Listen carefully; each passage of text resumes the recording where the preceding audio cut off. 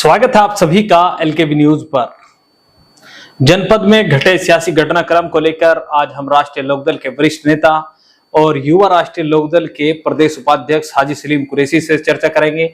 आपको बता दें कि इमरान मसूद जो बहुजन समाज पार्टी से निष्कासित हुए थे, उनकी इन दिनों राष्ट्रीय लोकदल में शामिल होने की चर्चाएं हैं। तो इसमें कितनी सच्चाई है उस पर जानकारी हासिल करेंगे। सबसे पहले तो हाजी जी आपका स्वागत है एलकेबी न्यूज पर। जी बहुत बहुत शुक्रिया परवेज भाई आपका। जिले में आपकी पार्टी के कुनबा बढ़ने की चर्चाएं हैं।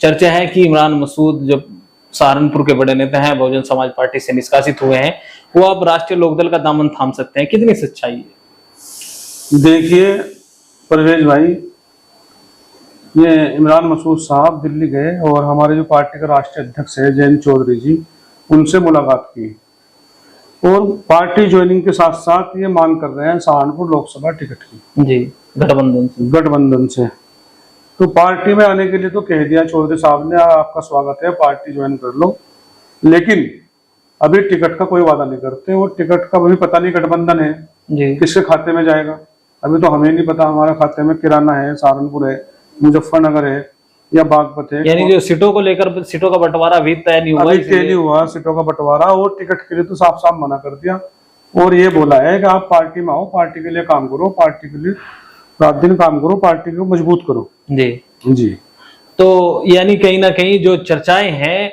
उसमें सच्चाई है। हाँ, मुलाकात हुई, मैंने आपको बताया, मुलाकात हुई राष्ट्रीय अध्यक्ष जी से और ये लोग चक्कर काट रहे हैं। पहली इनकी प्राथमिकता है कांग्रेस की जी, और कांग्रेस में इनको राहुल जी ने तो टाइम दिया नहीं, प्रियंका जी ने बिल्कुल मना कर दिया।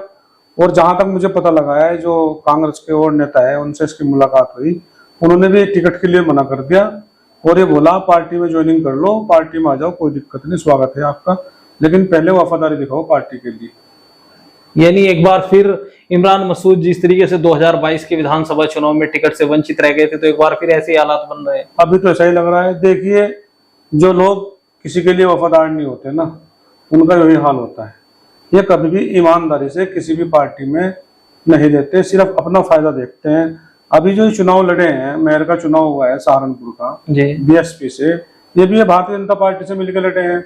जो एक टिकट का मामला है बहुजन समाज पार्टी में, सबको पता है, इनको भी पता है कि भाई पार्टी चलाने के लिए party fund Bahujan Samaj party लेती है। जी, पार्टी फंड में, वो पार्टी फंड में जो पैसा गया है बहुजन समाज पार्टी में, इन्होंने टिकट कर दिया है सहारनपुर का, वो भी बीजेपी ने दिया इनका पैसा, सब कुछ तय था। ये बड़ा आरोप लगा रहे हैं आप? हाँ बिल्कुल, ये पक्की खबर है। देखिए, जब चुनाव चल रहा था, जिस दिन वोट डल रहे थे, ये अपने घर में बैठे हुए थे, जबकि जो कैंडिडेट होता है, जो मेन चेहरा होता है, उसको हर बूथ पे जाना पड़ता है।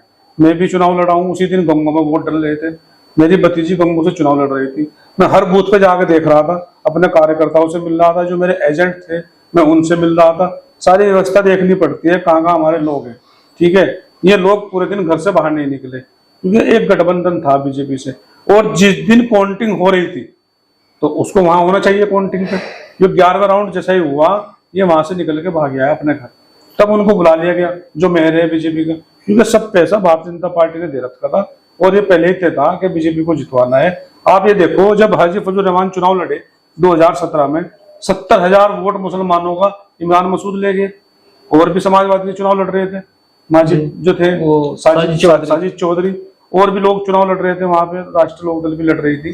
55,000 कम से कम वोट गए वहां से, कम 20,000 वोट अलग खिलाफ गया, 70,000 है, 90,000 वोट खिलाफ जाने के बाद में जब हाजी फजल रहमान 1200 वोटों से हारे, तो कोई मतलब ही नहीं बैठता बहुजन समाज पार्टी वहां से हार जाए चुनाव सहारनपुर से, क्योंकि सीधा सीधा चुनाव था बीजेपी का और बहुजन समाज पार्टी का।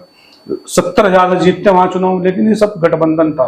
और अगला जो चुनाव है लोकसभा का, इनको लड़ना है हर हाल में, ये लड़ेंगे अवैसी की पार्टी से, पतंग से, और बीजेपी से पैसा लेंगे और सब कुछ तय हो चुका। जो हमारे राहुल लखनपाल शर्मा जी है, उससे एक अमाउंट तय हो चुकी, फिगर तय हो चुकी कि कितना पैसा। बड़ा आरोप लगा रहे हैं आप? हाँ बिल्कुल, 100% है। इनको देखो, लोकसभा में नहीं जाना है, विधानसभा में नहीं जाना है, और इन्हें जनता को कोई काम नहीं करना है, कौम को बेचना है, बीजेपी से पैसा लेना है, सहारनपुर की आवाम को बेचना है, और जो गठबंधन की सीटें हैं उनको हरवाना है और बीजेपी को जितवाना है।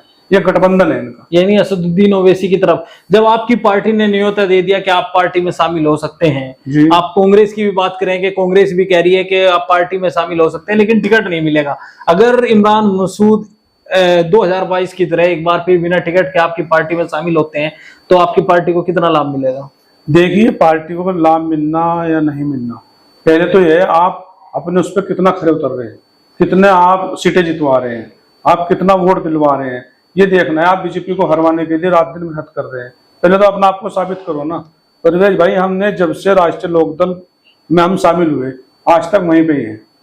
और हमारा जो टिकट था 2017 का, तुम यकीन मानो हम दिल्ली तक नहीं गए, हमारी वफादारी, हमारा टिकट हमारे घर आया। वो है ना, एक जगह पड़ा पड़ा पत्थर भी भारी हो जाता है।